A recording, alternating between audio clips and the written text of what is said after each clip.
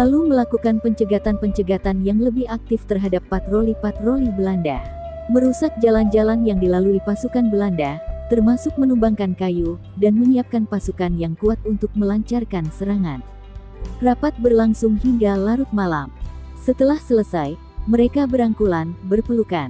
Sebagian ada yang pergi dari kampung itu, dan sebagian menginap, dengan tidur di beberapa surau yang disediakan.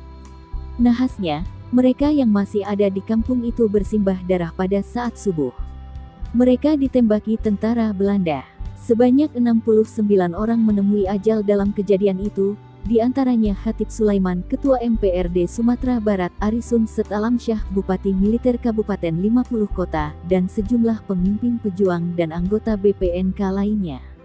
Perjuangan mereka dalam mempertahankan Republik telah diabadikan dalam bentuk penamaan Masjid Syuhada di kampung itu, juga Tugu dengan goresan